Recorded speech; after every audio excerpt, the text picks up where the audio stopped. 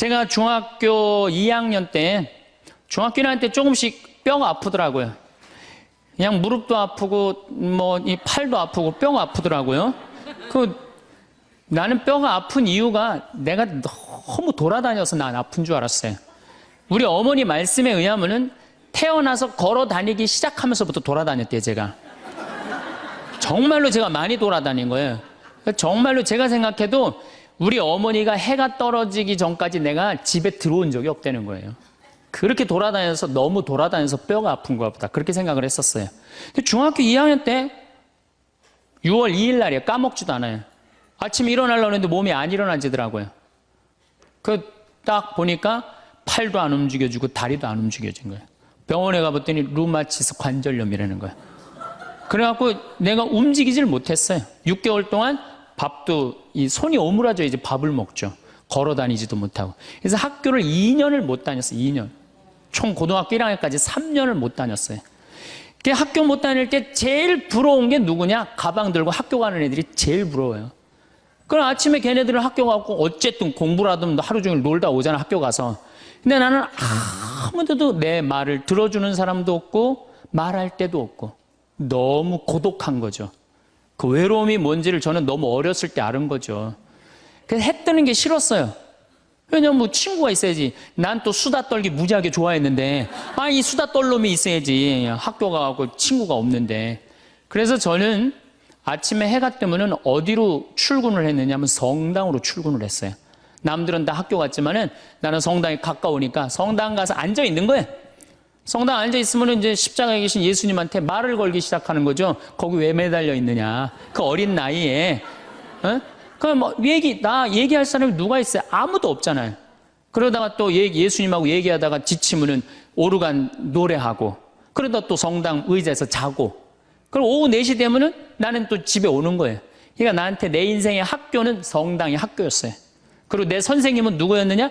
예수님이 선생님이었어요. 근데 처음에는 그게 기도인지 몰랐어요. 그냥 예수님하고 얘기하는 거예요. 나 오늘은 어떻고 저떻고. 근데 그게 어느 날은 1시간도 짧고 어느 날은 2시간도 짧고 어느 날은 10시간 앉아 있어도 시간 가는 줄 모르는 거예요. 어떨 땐 사람하고 얘기하기 싫고 누구하고만 얘기하고 싶어? 예수님하고만 얘기하고 싶은 거예요. 그러면서 중학교 2학년, 3학년, 고등학교 1학년 내내 성당에서 지낸 거예요. 내내. 그런데 이제 내가 이제 몸이 아프니까 사람들은 병신이다, 학교를 안 다니니까 폐륜하다, 또 그냥 비가 오는 날은 그냥 길에서 쓰러지니까 무슨 저기 쓰러지면 간질이다, 별 소리를 다 했죠. 나를 두고. 참 괴롭더라고요. 근데 성당에 와서 예수님한테 하면은 참 예수님은 비밀도 잘 지켜줘. 예수님은 사람들한테 얘기하면 이 사람 저 사람한테 내 얘기 퍼뜨리고 그러잖아요. 예수님은 한번 말하면요 남한테 말을 퍼뜨리질 않아. 예수님은 얼마나 말하기가 좋아요. 그러니까 내 그 가장 외로운 시기에 내 동반자는 누구였느냐? 예수님이었어. 예수님. 그러니까 시간이 지나면 지날수록 내가 누구한테 나의 삶을 의지하고 내 외로움, 고독의 시간에 나와 함께 해줬던 분이 누구였느냐? 예수님이었다는 거죠. 여러분들도요, 인생 살아가면서 어려울 때 있어요. 그런데 엉뚱한데 무당한테 가서 의지하지 말고, 다른 데 가서 의지하지 말고, 내 얘기 언제나 24시간 들어주는 누구한테 의지하면 돼요?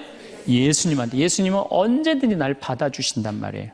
마르코복음 5장에 보면은 예수님이 회당장 야이로의 딸을 살리러 가요. 회당장은 대단한 권한을 가지고 있는 사람이야. 근데 그 딸이 막 죽으려고 그래. 근데 예수님은요, 성서에 보면 어린 나이한테 꼼짝 못 하시는 분이 예수님이에요. 참 어린 나이 좋아하세요. 근데 어린 아이가 죽으려고 그러니까 예수님 바삐 가고 있었어요. 예수님 사람들 끌려 주위에 많은데 그냥 그 딸을 살리러 간단 말이야. 그런데 예수님이 바삐 가는데 한 여자가 있었어요. 이 여자는 12년 동안 하혈을 한 여자예요. 12년 동안. 당시 유대에서 여자가 피를 흘린다. 그럼 7일 동안 부정하다고 그랬어요. 그리고 피를 흘리는 여자 몸에만 닿아도 저녁까지 부정하다고 그랬어요. 더욱이 레위기 15장에 보면은 여자가 피를 흘리는 내내 부정하다고 그랬어요. 이 여자는 몇 년 동안 피를 흘리냐면 12년을 피를 흘렸어. 그러니까 12년 동안 사람 취급 못 받은 여자예요. 더욱이 이제 내가 이제 병을 고치려고 있는 돈을 누구한테 다 탕진했어? 의사한테 다 탕진하고 돈도 한 푼도 없지. 12년 동안 부정한 여자지. 그리고 이 여자 몸에만 닿아도 이 부정하다고 사람들이 이 여자 근처에도 안 간 거야. 근데 이 여자는 정말 이제 낫고 싶은 거야. 너무너무 낫고 싶은데 예수님이라는 분이 저분은 나를 고쳐줄 거라는 믿음이 있었던 거죠.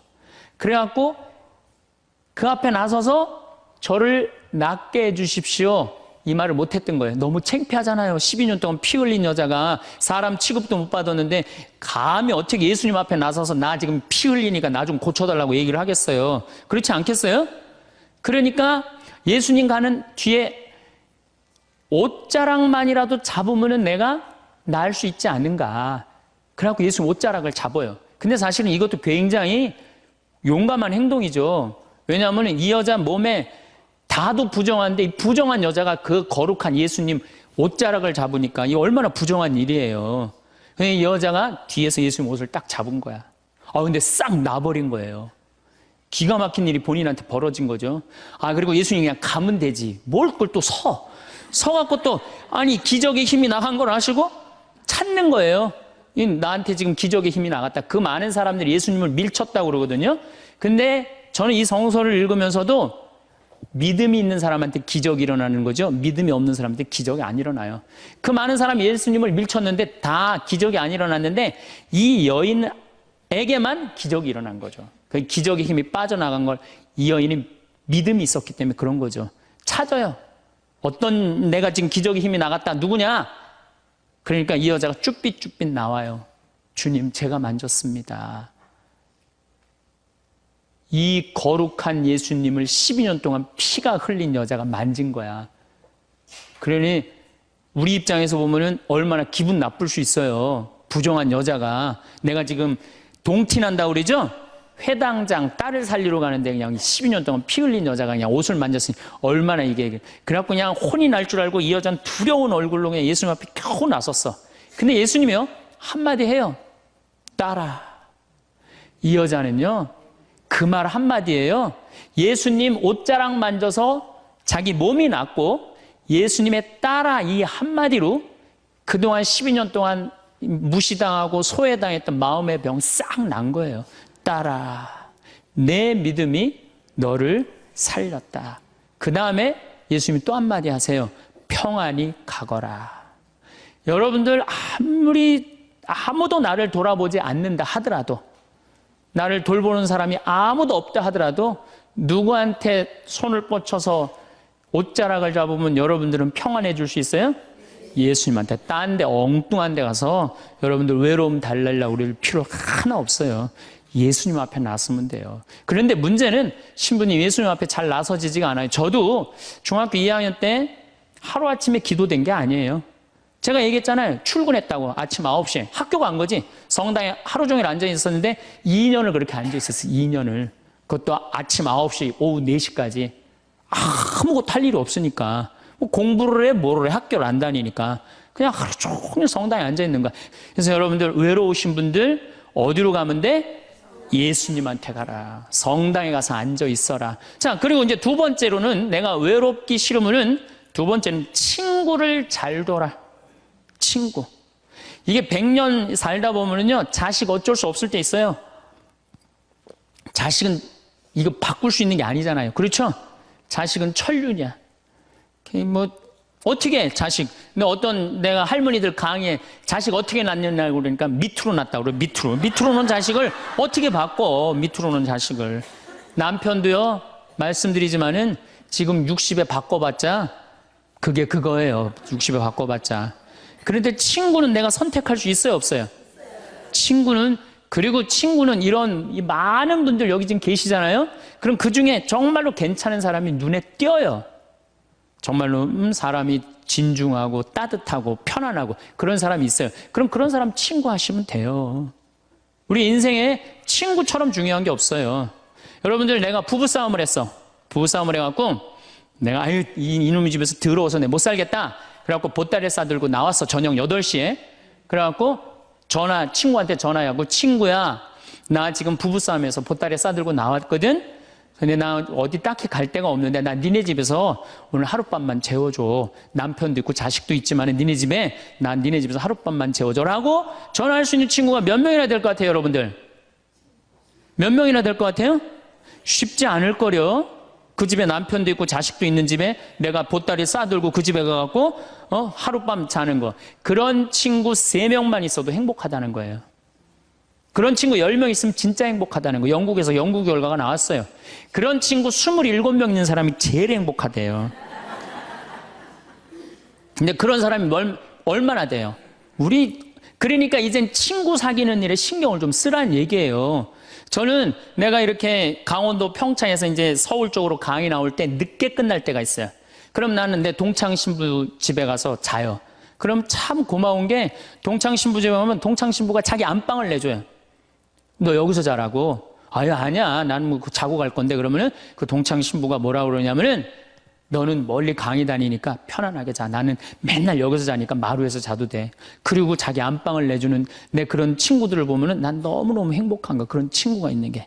제가 이제 강원도 평창에 이제 생태마을 저는 수원교구 신부인데 원주교구에 들어가서 살아요. 뭐 우리 주교님 그냥 또 신부들이 누가 거길 가느냐 반대 많이 했어요. 근데 작년에 우리 생태마을에 25,000명이 왔어요. 굉장히 많이 와요. 그리고 이제 지금 내가 이제 황토 찜질방도 이제 해놔고 이제 더 많이 올 거야, 이제. 우리 생태마을에. 그러면은 여러 주교님들이 그래요. 황신부 어떻게 하길래 거기 그렇게 많은 사람들이 피정을 오느냐. 누구 때문에 그러냐 하면 친구 때문에 그래요. 우리 수원교구 신부님들이 400명이나 돼요, 400명. 그러면 저는 가을만 되면 내가 농사 짓잖아. 우리 된장, 우리 콩으로 내가 매주 직접 띄워갖고 콩, 된장 맛있는 거 떴으면 다 보내줘요. 400명한테. 그리고 김치 담아갖고 다 보내줘요. 택배로. 다 보내줘요. 내가 농사진 김치다. 맛있게 먹어라. 올해는 청국장 가루 다 한 통씩 보내줘요. 신부님들한테. 사나이가 갑바가 있어야지 말이지. 그리고 내가 이렇게 편지해갖고 다 보내줘요. 그래갖고 매년 내가 농사 짓는 그 결과물을 내 사랑하는 동료 신부님들 400명한테 다 보내준단 말이에요. 그러면은 1월달, 2월달에 이제 주일학교 선생님들이 신부님, 올여름에 우리 주일학교 여름 피정 어디로 보낼까요? 평창. 우리 노인대학 1박 2일 수학여행 어디로 보낼까요? 평창. 나한테 얻어먹은 게 얼만데. 친구는요, 기브 앤드 테이크예요. 여러분들 정말로 저 사람이 괜찮으면요, 여러분들 뭔가를 선물을 하셔야 돼. 시간도 선물하고. 그렇죠? 그 다음에 내가 소중한 거 있으면 선물하고. 그런 게 중요해요. 그 집에 만약에 초상이 났으면 가서 도와주고. 그래야지 친구를 얻는 거죠. 더욱이 친구 중에 내 영혼에 도움이 될 수 있는 영적 지도자. 그 요새 멘토라고 그러죠? 멘토. 그런 멘토를 정해놓는 거 필요해요. 나는 우리 교구에 몇몇 내 멘토 형들이 있어요. 난 답답하고 그럴 때 그 형들한테 내 속 얘기하면은 참 얘기를 잘해줘요. 그래서 그 형들하고 얘기하는 게 너무너무 좋아요. 난 그래서 얘기해. 당신 내 멘토라고. 이 세상에 혼자 잘난 사람은 하나도 없어요. 그러니까 여러분들 또 내가 당신 내 정신적인 지도자로 삼았으면 좋겠다. 영적인 스승으로 삼았으면 좋겠다. 그러면 거절하는 사람 없어요. 만약에 거절하면 그건 자격 없는 사람이고. 그래? 내가 부족하지만 네 인생의 멘토가 돼줄게. 이러면 우리 인생이 풍요로워지는 거예요. 여러분들 이 스킨스쿠버 바다에 들어가는 거 아시죠? 제가 그 스킨스쿠버라는데 바다에 들어갈 때 절대 혼자 들어가지 못하게 해요. 바디라고 짝이 들어가요, 짝. 왜냐하면은 바다에 들어가려면은 호흡기 껴야 되죠. 그 다음에 안경 껴야 되죠. 그 다음에 BC 자켓 있죠. 산소호흡기 이거 뒤에 공기통 매달고 들어가죠. 바다에 들어가면 아무것도 안 보여요. 그러고 혹시 낚싯바늘에 걸리면 죽어요. 그런데 짝이 따라 들어가면요, 칼을 차고 들어가서 낚싯바늘 걸리면 탁 끊어주면 금방 살아요. 우리 인생이라는 이 험한 세상을 살아가면서 내가 낚싯바늘에 걸려 있을 수 있잖아요. 그렇죠? 근데 그걸 누가 쉽게 봐줘요? 친구가 쉽게 봐줘요. 그런 친구를 우리는 사귀어야 된다는 거예요. 그래서 여러분, 그런 친구 얼마나 있어요? 만약에 없다면 오늘부터 사귀세요. 오늘부터 찾으세요. 지금 60에 사귀어도 늦지 않아요. 60에 사귀어도 110살까지 50년 동안 친구할 수 있어요. 그럼요, 얼마든지 할 수 있어요. 그래서 좋은 친구들 지금부터 사귀는 거. 그래서 저는 우리 생태마을에 많은 분들이 찾아와요. 제가 아무리 바쁘긴 하지만은 가능한 한 나를 찾아오는 분들한테 소중하게 대하려고 그래. 왜? 그분들이 내 인생의 풍요니까. 많은 좋은 사람들을 사귀는 것처럼 즐거운 일은 없다는 거죠. 신부님, 인간이 얼마나 치사한 줄 압니까? 그래서 나는 아무 도움도 안 받고 아무 도움도 청하지 않고 나는 혼자 살아갈 겁니다. 그 사람 외로울 것 같아요? 안 외로울 것 같아요? 외로울 수밖에 없죠. 담은 자기가 쌓는 거예요. 예수님은 제자들, 그렇게 친한 제자들 어떻게 했어요? 3년 동안 그렇게 동고동락했는데 마지막에 배반했어요? 안 배반했어요? 그 정도 배반하고 갔으면 여러분들 정말로 친한 친구가 나 죽기 직전에 배반했어. 다 도망가 버렸어. 근데 내가 다시 구사일생으로 살아났어. 그럼 나 배반하고 돌아간 놈들, 또 떠나간 놈들 다시 만날 것 같아요? 안 만날 것 같아요? 안 만나죠? 근데 예수님은요, 다시 살아나고 난 다음에 그 제자들 다시 불러요. 나하고 다시 사업 시작하자. 구원 사업 다시 시작하자. 친구는요, 원래 내 돈도 떼어먹고 배반도 하고 그러는 게 친구예요. 일생 살면서. 어떻게 내 마음에 딱 맞는 사람들만 친구할 수 있어요. 그래도 예수님은 그 자기 버리고 도망간 제자들 다시 불러서 구원 사업 다시 시작하셨어요. 그래서 여러분들 혹시 여러분들이 좀 힘든 사람이 있다 하더라도 결코 인연 끊지 말라는 거예요. 그래서 그대 그런 사람을 가졌는가? 황석헌이라는 분이 시를 쓴 거예요. 참 내용이 좋아요. 말리길 나서는 길 처자를 내맡기며 맘 놓고 갈 만한 사람, 그 사람을 그대는 가졌는가? 온 세상이 다 나를 버려 마음이 외로울 때에도 저 마음이야 하고 믿어지는 그 사람을 그대는 가졌는가? 탔던 배 꺼지는 시간 구명대 서로 양보하며 너만은 제발 살아다오 할 그 사람을 그대는 가졌는가? 불의 사형장에서 다 죽어도 너희 세상 빛을 위해 저 사람만은 살려두거라 일러줄 그 사람을 그대는 가졌는가? 잊지 못할 이 세상을 놓고 떠나려 할 때 너 하나 있으니 하며 빙긋이 웃고 눈을 감을 그 사람을 그대는 가졌는가? 온 세상의 찬성보다도 아니라고 말하며 가만히 머리 흔들 그 한 얼굴 생각에 알뜰한 유혹을 물리치게 되는 그 사람을 그대는 가졌는가? 여러분 그런 친구 있으세요? 없어요? 그러면요 오늘부터 그런 친구 찾아 나서세요. 그리고 뭐 찾아 나서기 어려우면 옛날부터 사귀었던 친구 다시 연락하세요. 다시 그래도 친구는 오래 묵은 게 좋아요. 그런 과거에 있는 친구들 다 잊지 말고 다시 찾아서 만나면요 옛날부터 사귀었던 친구는 다시 처음부터 시작할 수 있어요. 얼마든지. 그래서 내가 연락 안 하고 사는 사람 굉장히 불쌍한 사람이에요. 친구들하고 연락 잘하고 사세요. 그 유한진 씨가 질환지교를 꿈꾸며라는 이 조그만 글을 써놨는데 이건 참 유명한 글이죠. 참 좋은 것 같아요. 제가 읽어드릴게요. 저녁을 먹고 나면 허물없이 찾아가 차 한 잔을 마시고 싶다고 말할 수 있는 친구가 있었으면 좋겠다. 입은 옷을 갈아입지 않고 김치 냄새가 좀 나더라도 흉보지 않을 친구가 우리 집 가까이에 살았으면 좋겠다. 비 오는 오후나 눈 내리는 밤에도 고무신을 끌고 찾아가도 좋을 친구. 밤 늦도록 공허한 마음 놓고 열어 보일 수 있고 악의 없이 남의 얘기를 주고받고 나서도 말이 날까 걱정되지 않는 친구가.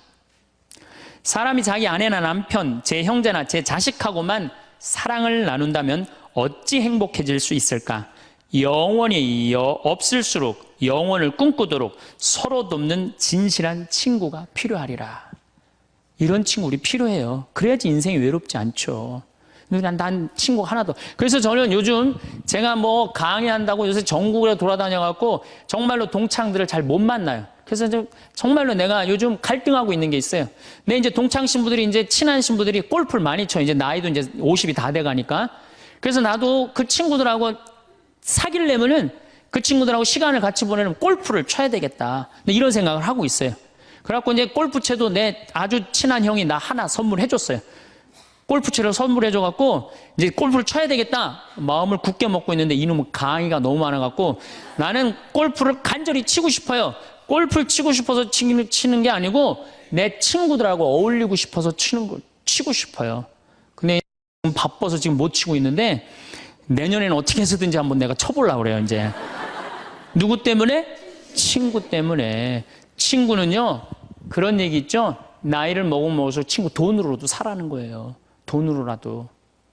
나이를 먹으면, 여기 나이 드신 분들 입은 다물고 지갑은 열으라고 그러잖아요. 그래갖고 젊은 사람들 친구 많이 사귀는 것도 중요한 거예요. 그냥 안 쓰고 그냥 가만히 뒷방에 그냥 끌어안아갖고 돈 많이 남겨놓으면요, 자식들 서로 싸우기나 해요. 그러니까 여러분들 마음껏 쓰시다가 그리고 돌아가시는 게 훨씬 나은 거예요. 그렇다면은 이제 첫 번째는 우리가 하느님한테, 예수님 앞에 나설 때 외롭지 않아요. 두 번째는 친구가 중요해요. 친구를 많이 사귀어두세요. 세 번째는 내가 외롭기 싫으면요, 봉사활동을 하세요. 여러분들, 왜 나 찾아오는 사람 하나도 없지? 여러분들이 찾아가시면 되잖아요. 그렇죠? 중증 장애자들 시설에 가보세요. 여러분들 도움 필요한 사람들 참 많습니다. 고아원회를 가든지 양로원을 가든지 우리가 할 수 있는 일이 너무너무 많아요. 성당에서도 내가 집 밖에 안 나가면 외로울 수밖에 없어요. 단체에 가입을 하세요. 레지오. 레지오 가입하면 얼마나 좋아요. 가갖고 거긴 봉사활동도 일주일에 1시간, 2시간 나가게 돼 있잖아요. 의무적으로. 그거 얼마나 좋아요. 근데 이 레지오 갔는데 너무 마음에 안 들어. 그 단원들이. 그럼 옮기세요. 다른 레지오로. 거기서 괜히 머리 터지게 싸우지 말고. 다른 레지오로 옮겨요. 그 레지오도 갔는데 거기도 마음에 안 들어. 그러면 성가대로 옮겨버려요. 성가대로. 성가대 갔는데 거기도 사람들이 날 안 받아들이고 내가 왕따 당하는 것 같아. 그럼 연령회로 옮기세요. 연령회로. 연령회를 갔는데 거기도 마음에 안 들어. 그러면은 정신병원에 한번 가보세요. 정신병원에. 그거는 아주 심각한 문제가 있는 거니까. 하지만은 어쨌든 내가 어떤 단체에든 내가 가입을 하고 봉사활동을 하기 시작하면요, 외로움은 훨씬 덜한 거예요. 내가 담을 쌓아놓고 내가 바깥에 나가지 않기 때문에 외로운 거지, 우리 도움을 필요로 하는 사람들이 얼마나 많은데요. 그래서 세 번째, 외롭기 싫으면은 봉사활동을 하거나 단체에 가입을 해라. 네 번째, 외롭기 싫으면요, 잘 놀아야 돼요. 참 중요한 겁니다. 잘 노르셔야 돼요. 하느님 6일 일하고 7일째 쉬셨어요? 안 쉬셨어요? 예수님 노는 거 참 좋아하신 분이에요. 예수님은 항상 어울려 다니길 좋아하셨어요. 어울려 다니길. 항상 잔치집, 집집마다 그냥 돌아다니면서 그냥 잔치집마다 가서 축하해주고 혼인집에 가서 축하해주고. 예수님 참 잘 노르셨어요. 그리고 예수님은 그 12제자 친구들하고 노는 걸 참 좋아하셨어요. 그러니까 우리가 노는 게 중요해요. 그래서 여러분들도 잘 노세요. 저는 내가 골프는 아침부터 저녁까지 시간을 버야 돼서 그렇지만 잠깐은 잘 놀아요. 전 뭐 야구장도 좋아하고, 제가 지난번에 미국에 강의를 갔는데 그 바쁜 스케줄 중에서도 뉴욕에 강의를 갔는데 내가 거기서 부탁한 게 하나 있어요. 뭘 부탁했느냐면 뉴욕 양키즈 야구장 가고 싶다고. 그래서 아예 한국에서 떠나기 전에 예약을 미리 해놨어요. 그래갖고 뉴욕 양키즈 그 강의 끝나고 가서 야구 구경했어요. 근데 그날 마침 박찬호 선수가 공 던지러 나왔더라고요. 그래서 내가 그거 보고 사인볼도 받아왔다니까요. 그 바쁜 와중에도. 그래서 저는 스킨스쿠버 하죠. 볼링 하죠. 야구장 구경 가는 거 좋아하죠. 바빠요. 노느냐고 바빠요. 외로울 시간이 어디 있어요. 그러니까 여러분들도 제발 많이 놀 수 있는 걸 찾으세요. 신부님 무슨 돈으로? 애 휴학시키고 그 돈 가지고 놀아요. 괜히 그냥 애 그냥 힘들게 그냥 공부도 못하는 거 그냥 대학 나와도 취직도 안 되는 대학 괜히 돈 쏟아붓지 말고 그 돈 가지고 애하고 여행이나 다니는 게 훨씬 나을 수도 있어요. 어떻게 보면은. 그래서 잘 놀아라. 다섯 번째, 우리가 외롭기 싫으면 수다를 떨어라. 수다. 말을 하고 살아야 돼요. 근데 우리는 말 못하게 하잖아요. 침묵은 금이다. 그러죠? 근데 제가 오늘 이 말을 바꿀게요. 침묵은 우울증으로 가는 지름길이다. 사람은요, 속에 있는 얘기를 하고 살아야 돼요. 이걸 자꾸 쌓아놓으면요, 우울증에 걸려요. 우울증에. 그래서 내가 본당 신부할 때 교우들이 모여갖고 수다 떨 때 누구 수다 떠는 게 제일 좋아요? 본당 신부 흉보는 게 제일 좋잖아요. 막 나 흉보다가 걸려도 난 뭐라고 안 그래요. 왜냐하면 사람은요, 다 뒷담화 까게 돼 있거든요. 네. 누구를 해도. 그럼 그거 뭐 노할 필요가 뭐 있어요. 그냥 걸려도 내가 계속 수다 떨으라고 그래. 그럼 우리는 누구 수다 떨면서 살아요? 주교님 욕먹으면서 살아요. 주교님 수다 떨면서. 요새 우리 주교님은 그냥 너무 좋으시고 착하셔갖고 별로 수다 떨 일이 없어갖고 별로 재미가 없지만은 그래도 이 사람은요, 말을 하고 살아야 돼요. 말을 하고. 그래서 그러니까 친구가 중요한 거, 수다 떨 친구가 중요한 거죠. 내가 이렇게 우리 교구 신부들 연수회 가면은 참 얘기하는 게 즐거워요. 신부들하고 같이. 그 같은 생각을 가지고 같은 삶을 지향하는 사제들하고 수다 떠는 게 얼마나 즐거워요. 그래서 여러분들도 여러분들하고 같은 생각을 가지고 있는 사람들하고 뭘 해라? 수다를 떨어라. 수다를 떨어라. 6번째, 외롭기 싫으면 공부하세요. 외롭기 싫으면 공부하세요. 저는 요즘 하는 영어 외우는 걸 공부를 해요. 재밌어요. 혼자 있으면은 뭐 토익, 토플 그냥 나는 아까 말씀드렸지 난 학교를 안 다녀갖고 영어를 잘 못해요. 지금 이 나이에 먹어갖고 영어 공부하는 재밌더라고요. 아주 시간 가는 줄 몰라요. 하루에 한두 시간 금방금방 지나가요. 여러분들도 한자, 삼천자 그거 1급, 2급, 3급, 4급, 5급 시험 있다며요. 그래갖고 삼천자 지금 공부하면은 그거 한두 달 금방금방 가요. 외로울 시간이 어딨어. 꼭 아무것도 안 하는 사람들이 외롭다는 거 가만히 있으면서 외롭다고 그래요. 그 다음에 7번째, 외로우면은요, 운동하세요, 운동. 헬스 1시간 하면요, 시간 금방 가요. 수영 1시간 해도 시간 금방 가요. 저는 요즘은 이제 조금 하여튼 건강에 문제가 있어갖고 가격한 건 못하는데 내 방에서 이제 자전거 타요, 자전거. 특히 산에 다니는 건 참 좋은 것 같아요, 산에. 산이야말로 이제 제가 좀 이따 말씀드리겠지만 우리를 자유롭게 해주는 공간이에요. 우리나라도 요즘 또 둘레길, 올레길, 길을 얼마나 잘 만들어 놨어요. 그런데 돌아다니기만 해도 시간 충분하죠. 거기다가 친구. 만약에 친구 없으면 묵주 들고 다니면 되잖아요. 네? 묵주 들고 다니면 되잖아요. 그 외로울 시간이 어디 있어요. 8번째, 외롭기 싫으면은 웃어라. 웃음은 제가 보기에는 우리 인생을 타파하는, 어려움을 타파하는 가장 좋은 약입니다. 여러분들 막 웃을 때 아이고 배야 그러고 웃을 때 많죠. 아이고 배야 막 배를 움켜쥐고 웃을 때 장이 움직인대요. 그럼 그 장이요, 장약 100봉 먹는 것보다 낫다는 거예요. 여러분도 아까 오전에 제 강의 들으면서 많이 웃었죠? 배고파서 안 배고팠어요? 배고팠죠? 그만큼 웃는 게 좋은 거예요. 성모님은요, 내 영혼이 주님을 찬송하며 내 마음, 주님 생각, 내 마음 기뻐 뛰노나이다. 항상 기쁨이 중요한 거예요. 그러니까 웃으면 행복해지게 돼 있어요. 그런데 제가 어딜 강의를 다녀도 내 강의 안 웃는 사람이 있어요. 인상 딱 쓰고 2시간 내내. 그분은 외로운 거예요. 외로운 거예요. 여러분들 주위에 이렇게 친구들 중에 대화하는데 안 웃고 인상 딱 구기고 가만히 있는 친구 보면 나중에 그 친구 딱 나타나면 어떻게 해요? 전부 다 흩어져요. 흩어지고 그 친구 5m 옆으로 다 떠나요. 그리고 다시 그 친구를 빼고 무리가 형성이 돼요. 무슨 얘기냐? 여러분들이 다른 사람한테 마음을 열고 반짝반짝 웃어줄 때 여러분들 행복할 수 있다는 거예요. 그 다음에 9번째, 이게 진짜 중요합니다. 자기 자신한테 잘해주면 돼요. 제가 지난번에 화나십니까 에도 가장 중요한 게 뭐야? 자기 자신한테 잘해주면. 여러분들 우리 자매님들 이 얼굴 화장할 때 어떻게 해요? 화장하는데 얼마나 많은 걸 발라요. 이 화장할 때 기본 클렌징 크림으로 이거 닦아내고 기본적으로. 그렇죠? 폼 클렌징으로 또 닦아내고. 그 다음에 이제 스킨 바르고 로션 바르고 아스트리젠트로 모공 이렇게 닫아주고. 얼마나 많이 얼굴에다 발라요. 그 다음에 영양크림 바르고 아이크림 바르고 비비크림하고 그 다음에 콤팩트로 막 분칠하고. 요즘은 또 이게 하나로 거의 나온다며요. 이제 콤팩트 분 바르고 나면 이제 기본 섀도우 하기 전에 눈썹 또 그려주고.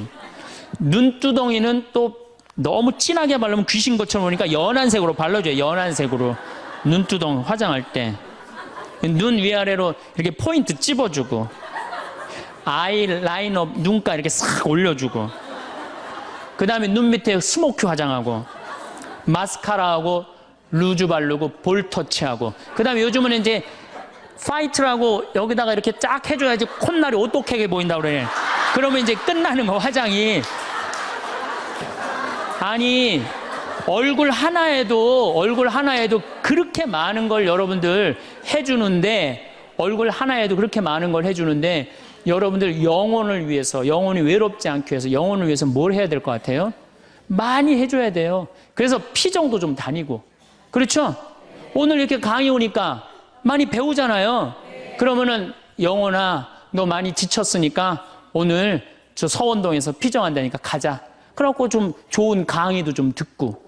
자기 육신을 위해서도 그렇게 수많은 걸 쳐 바르는데,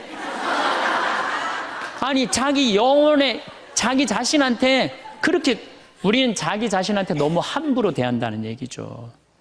그래서 여러분들 고생 많이 했잖아요. 30년, 40년, 50년 동안 애 많이 쓰고 살지 않으셨어요? 그러면은 자기한테 잘해줘야죠. 저는 저한테 잘해줘요. 저는 저한테 정말로 잘해줘요. 왜? 내가 지금 1년에 이제 365일 중에 330일을 강의를 다니잖아요. 얼마나 피곤해요. 그래서 나는 뭐 맛있는 거 있으면은 정말로, 나는 회를 참 좋아하거든요. 베네딕토 회 먹고 싶냐? 가자, 내가 사줄게. 그러니까 난 내가 가서 내가 사준다니까요. 누가 사줘, 나를. 마누라가 있어, 자식이 있어. 난 내가 사줘요, 정말로. 그리고 저는 내가 사주는데 혼자 먹기 뻘쭘하잖아요. 그러니까 난 본당 신부 때도 어디 개고기 먹으러 가도 회장단들 다 불러요. 그리고 다 내가 내요, 돈. 다 내가 내요. 강사료 많으니까 뭐해? 돈 가지고 친구 사귀는 거예요. 다 내가 내요. 우리 동창 신부들 중에서도 어디 모임에 가면 내는 신부가 있어요. 그 신부들 외롭지 않아요. 안 내는 놈들이 외로운 거야. 안 내는 놈들이. 우리 제일 그 뿌리무스 신부가 아주 사람이 좋아요. 근데 그 형님은 어디 가면 자기가 다 내요. 맛있는 것도 다 사고. 그분은 외롭지 않아요. 나는 내가 내요. 교우들한테 난 안 얻어먹어요. 다 내가 내요. 그래도 난 이제까지 손해본 적 한 번도 없어요. 왜? 이게 언제 돌아오느냐면 내 영명 죽일 때 다 돌아와. 내 영명 죽일 때 다 돌아와.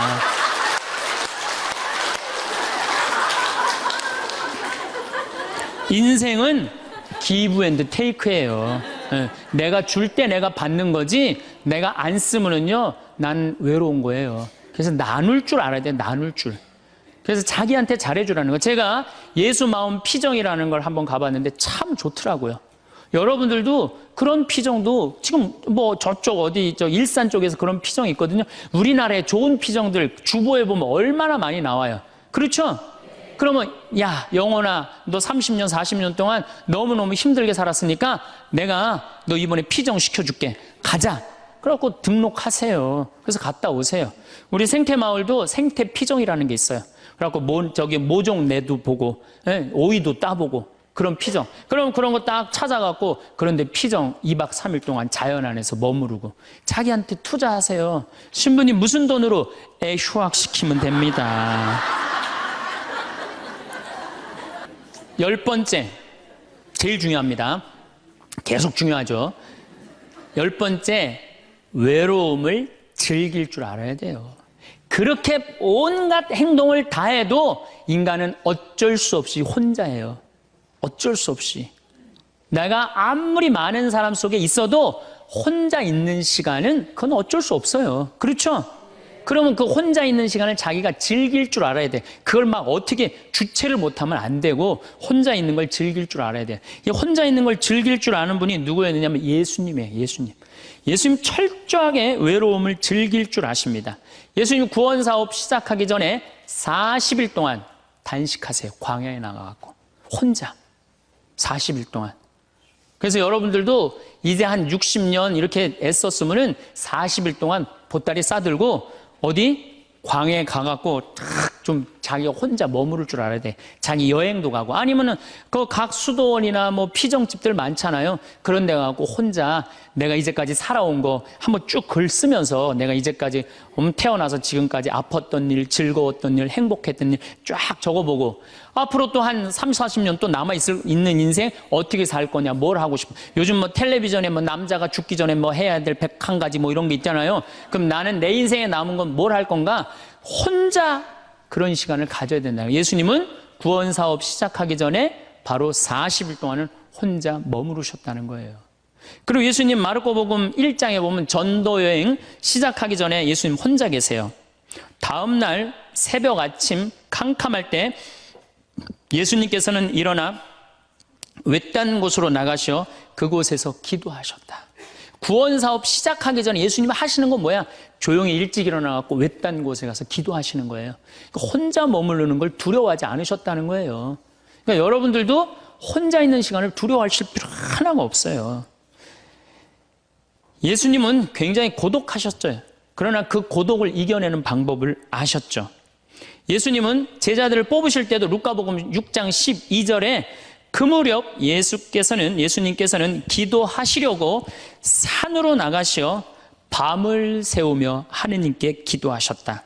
그리고 날이 새자 제자들을 부르시어 그들 가운데 12를 뽑으셨다. 이 제자들 뽑는 일 정말로 예수님 인생에 중요한 거였거든요. 그렇게 중요한 예수님이 정말로 제자들 뽑으면 밤을 새워서 기도했다는, 밤을 새워서. 여러분들 밤 새워서 기도하신 적이 얼마나 되세요?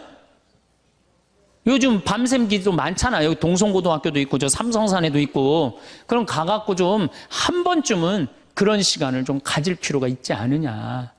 그래서 혼자 머무르는 걸 두려워하지 마시고 혼자 머무르는 걸 즐길 줄 알아야 된다는 얘기죠. 우리 주님께서 그렇게 하셨잖아요. 우리 주님께서. 그리고 예수님 마태복음 5장에 5천 명을 먹이신 대단한 기적을 하세요. 예, 하지만 기적 후 예수님은 군중을 돌려보내신 뒤 예수님께서는 따로 기도하시려고 산에 오르셨다. 그리고 저녁 때가 되었는데도 혼자 거기에 계셨다. 저녁 때가 돼도 어디 머무르는 걸 좋아하셨어요? 산에 머무르는 걸 좋아하셨다는 거예요. 그래서 여러분들 가능하면 산에 많이 다니세요. 돛 닦는 사람들은 산에 가서 닦는 거 원래. 돛 닦는 사람들은. 그래서 다 우리 절은 다 어디가 있어요? 산에 있잖아요. 돛 닦는 거. 근데 꼭 여러분들은 뭐 산에 들어갈 수는 없으니까 매일 산에 오르시는 거. 시간 많잖아요. 우리 할머니들 했던 뭐해? 아무것도 할 일 없죠? 예. 그래갖고 우리 할머니들 나한테 그런 소리 하는 할머니들 많아요. 신부님 잠이 안 와요. 당연히 잠이 안 오죠. 아침에 일어나고 그냥 하루 종일 쭈그리 앉아갖고 텔레비전만 계속 한 번도 안 움직이고 텔레비전 계속 보고 있는데 잠이 오겠어요? 저녁에 잠이 안 오는 거. 움직이라는 거예요. 산에 가서. 관악산, 이거 가깝잖아요. 관악산에 올라가고 꼭대기 올라가고 그 밥도 공짜로 주잖아요. 절에서. 네. 딱 거기 올라갔다 외로울 시간이 어디 있어요. 저는 제가 강원도 평창 생태마을에 들어가서 산 지 6년 돼요. 6년이 되는데 사실은 신부는 본당 신부가 최고 행복해요. 제일 행복해요. 그런데 딱 저녁에 뭐 피정을 많이 오지만은 딱 저녁 강의 미사 딱 끝나고 나면 저녁 먹고부터는 아무도 나 찾아오는 사람 없어요. 본당 신부는 저녁에 사목회도 있고 무슨 주일학교들 교사들 뭐 자기 뭐 상담 혼인 상담 뭐 또 이제 장례도 나면 그냥 초상집도 가고 아유 저녁에 외로울 시간은 어디 있어요.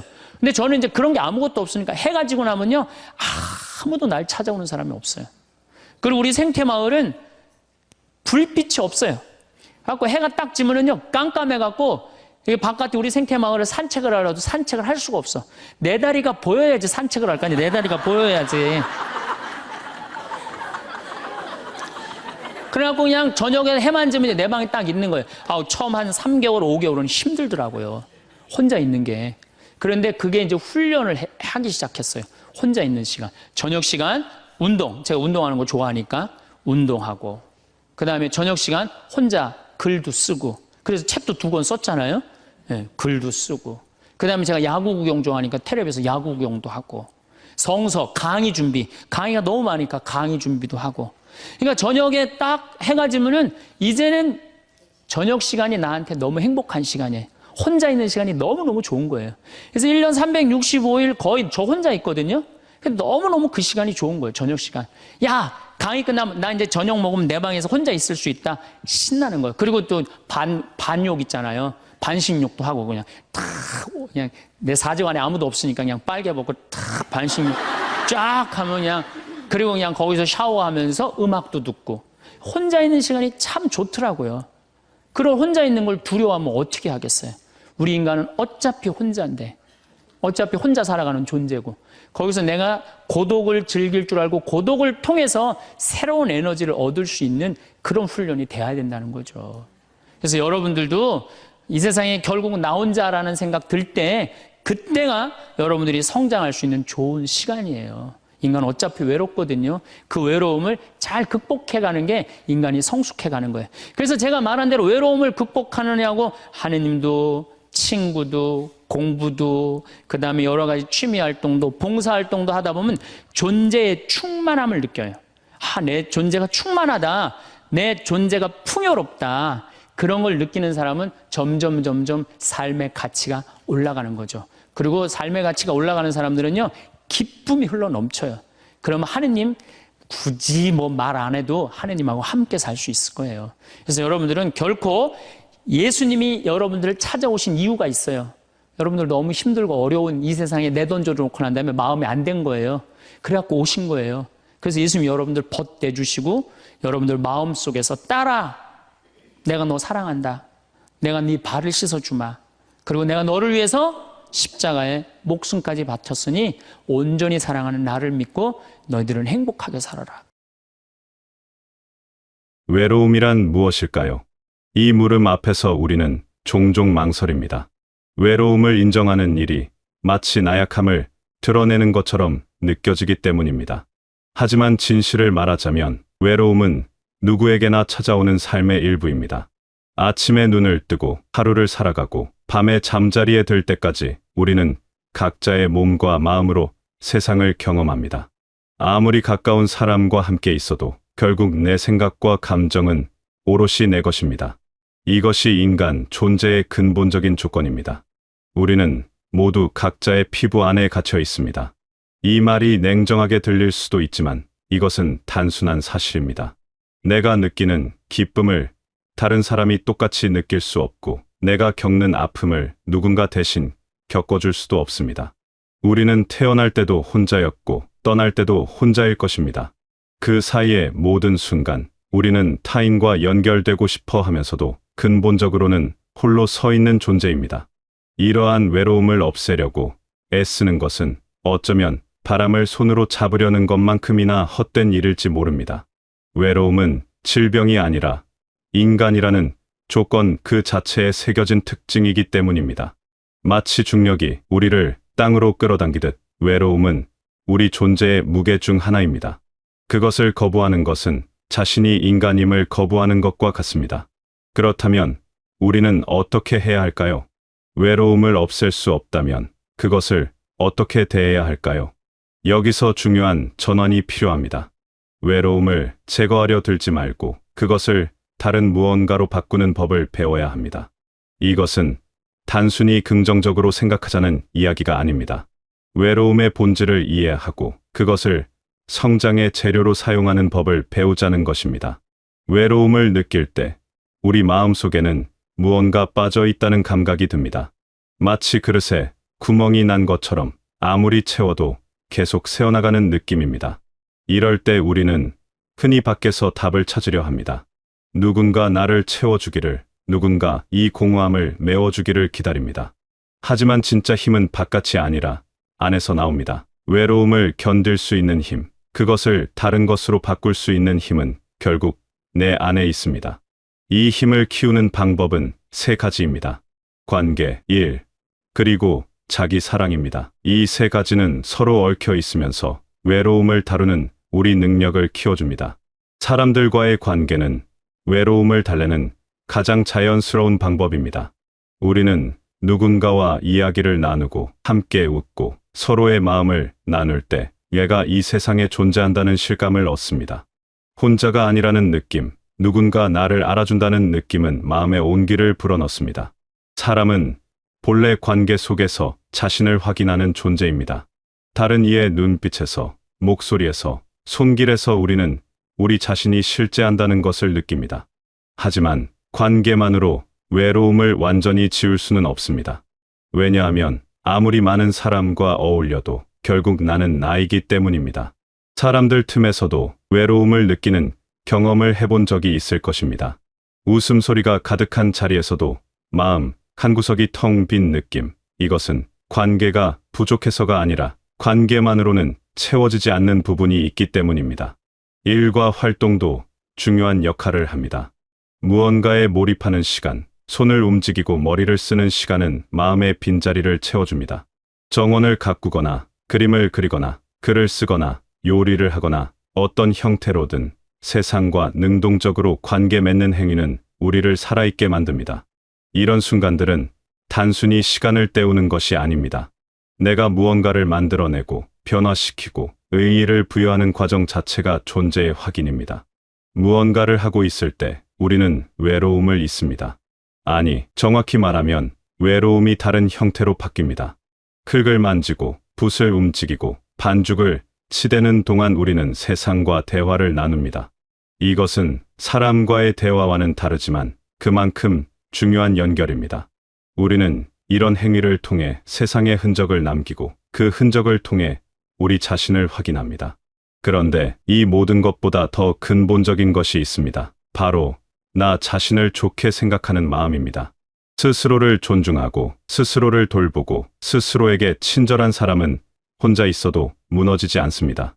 자기 자신과 좋은 관계를 맺고 있는 사람은 혼자 있는 시간을 견딜 수 있을 뿐 아니라 그 시간을 즐길 수도 있습니다. 반대로 자기 자신을 싫어하는 사람은 아무리 많은 사람에게 둘러싸여 있어도 외롭습니다. 다른 사람이 채워줄 수 없는 빈자리가 있기 때문입니다. 자기 사랑이란 거창한 것이 아닙니다. 내가 완벽하다고 믿는 것도 아니고 내 단점을 못 본 척하는 것도 아닙니다. 있는 그대로의 나를 받아들이고 내 연약함을 인정하면서도 그럼에도 불구하고 나는 살 가치가 있는 사람이라고 여기는 마음입니다. 이런 마음이 생기면 혼자 있는 시간이 달라집니다. 더 이상 외면하고 싶은 시간이 아니라 나를 만나는 시간이 됩니다. 자기 사랑은 매일의 작은 선택에서 시작됩니다. 아침에 일어나 거울 속 내 모습을 보며 따뜻한 눈빛을 보내는 것, 내가 좋아하는 음식을 정성껏 만들어 먹는 것, 힘들 때 나 자신에게 괜찮다고 말해주는 것, 이런 작은 행위들이 모여서 자기 사랑이 됩니다. 그리고 이 자기 사랑이 쌓이면 우리는 혼자 있어도 괜찮은 사람이 됩니다. 외로움을 채우는 세 가지 방법, 즉 관계와 일과 자기 사랑은 서로 연결되어 있습니다. 이 세 가지가 균형을 이룰 때 우리는 비로소 외로움을 다르게 경험하기 시작합니다. 외로움은 여전히 있지만 그것이 더 이상 나를 짓누르지 않습니다. 오히려 그 안에서 새로운 것을 발견하게 됩니다. 혼자 있는 시간이 두렵지 않고 고요함 속에서 평화를 느끼게 됩니다. 여기서 중요한 구분이 필요합니다. 외로움과 고독은 다릅니다. 외로움은 결핍의 상태입니다. 무언가가 부족하고 누군가가 없어서 괴롭고 공허함이 마음을 채우는 상태입니다. 반면 고독은 충만의 상태입니다. 스스로 선택해서 혼자 있고 그 안에서 풍요로움을 느끼며 자기 자신과 온전히 함께하는 상태입니다. 외로움을 느끼는 사람은 혼자 있는 시간을 견디기 힘들어합니다. 시계를 자꾸 보고 무언가로 그 시간을 채우려 하고 누군가를 찾습니다. 텔레비전을 켜고 전화기를 들여다보고 바깥 소음이라도 듣고 싶어 합니다. 고요함이 무섭기 때문입니다. 고요함 속에서 자신과 마주해야 하기 때문입니다. 반면 고독을 아는 사람은 혼자 있는 시간을 즐깁니다. 그 시간이 자신을 돌아보는 시간이고 내면을 정돈하는 시간이며 새 힘을 얻는 시간이라는 것을 알기 때문입니다. 이들에게 고요함은 위협이 아니라 선물입니다. 그 안에서 자신의 목소리를 듣고 자신의 리듬을 찾고 자신의 방향을 정할 수 있기 때문입니다. 고독 속에서 우리는 자기 자신과 진짜 대화를 나눕니다. 소음이 없는 고요함 속에서 내 마음의 소리를 듣습니다. 바쁜 일상에서 놓쳤던 생각들을 다시 주워 담고 흐트러진 마음을 가지런히 정리합니다. 이런 시간이 쌓이면 우리는 점점 더 단단해집니다. 혼자서도 잘 설 수 있는 힘이 생깁니다. 고독한 시간은 창조의 시간이기도 합니다. 많은 위대한 생각과 작품이 고독 속에서 탄생했습니다. 혼자 있을 때 우리는 비로소 깊이 생각할 수 있고 멀리 볼 수 있고 새로운 것을 상상할 수 있습니다. 다른 사람의 시선과 기대에서 벗어나 온전히 나 자신이 될 수 있는 시간, 이것이 바로 고독입니다. 외로움을 고독으로 바꾸는 과정은 하루아침에 이루어지지 않습니다. 오랜 연습이 필요합니다. 처음에는 혼자 있는 시간이 여전히 불편하고 어색할 것입니다. 하지만 조금씩 천천히 그 시간을 견디는 법을 배우면서 우리는 변합니다. 외로움이 고통이 아니라 기회가 되는 순간을 맞이하게 됩니다. 이 과정에서 인내가 필요합니다. 처음에는 5분도 견디기 힘들 수 있습니다. 그렇다면 5분부터 시작하면 됩니다. 점차 10분, 1시간으로 늘려가면 됩니다. 중요한 것은 혼자 있는 시간을 피하지 않는 것입니다. 그 시간과 친해지는 것입니다. 그 시간 속에서 나를 발견하는 것입니다. 이것이 바로 성숙입니다. 진짜 어른이 된다는 것은 외로움에서 도망치지 않는다는 뜻입니다. 외로움을 부정하거나 억압하지 않고 있는 그대로 바라볼 수 있는 용기를 갖는다는 뜻입니다. 그리고 그 외로움을 더 좋은 무언가로 바꾸기 위해 노력한다는 뜻입니다. 많은 사람들이 외로움을 약점으로 여깁니다. 외롭다고 말하는 것을 창피하게 생각합니다. 하지만 외로움을 인정하는 것은 약함이 아니라 정직함입니다. 내 마음을 있는 그대로 보는 용기입니다. 그리고 그 인정으로부터 진짜 변화가 시작됩니다. 외로움을 인정하고 나면 우리는 비로소 무엇을 해야 할지 알게 됩니다. 관계를 더 깊이 가꾸고 의미 있는 일에 시간을 쏟고 무엇보다 나 자신과 좋은 관계를 맺기 위해 노력할 수 있습니다. 이런 노력들이 쌓이면서 외로움은 조금씩 다른 모습으로 변합니다. 혼자 있는 시간이 두렵지 않게 됩니다. 오히려 그 시간을 기다리게 됩니다. 고요함 속에서 나를 만나고 내 생각을 정리하고 내 마음을 들여다보는 시간이 소중해집니다. 이것이 바로 외로움을 고독으로 바꾼 상태입니다. 고독을 아는 사람은 결코 혼자가 아닙니다.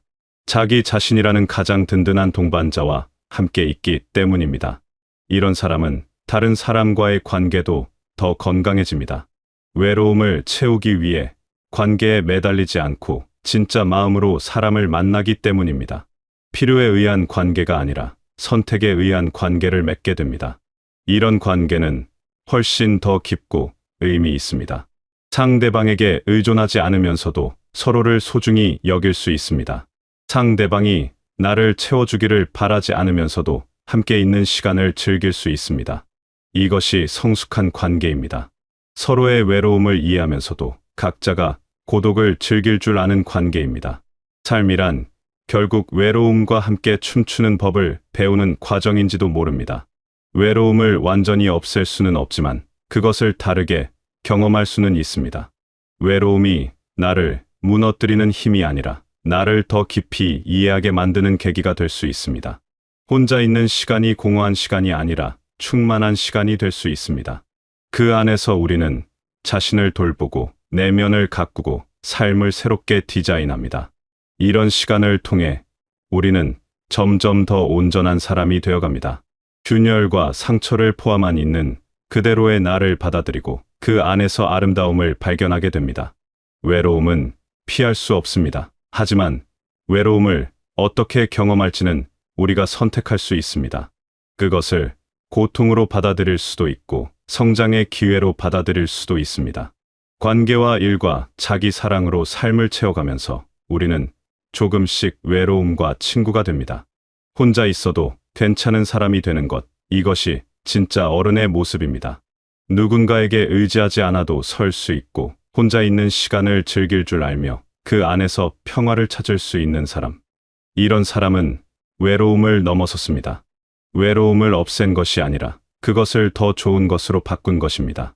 여러분도 지금 외로움을 느끼고 계실지 모릅니다. 그것을 부끄러워하지 마십시오. 외로움은 여러분의 약점이 아니라 인간이라는 증거입니다.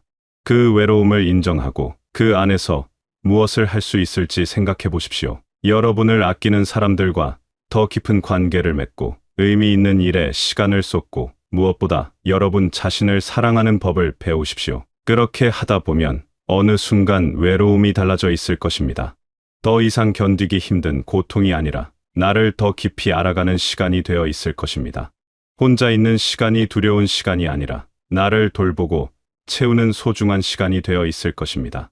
그때 여러분은 외로움을 넘어 고독을 아는 사람, 혼자서도 충만한 사람이 되어 있을 것입니다. 여러분의 삶이 외로움 속에서도 따뜻하고 풍요로운 삶이 되시길 바라겠습니다.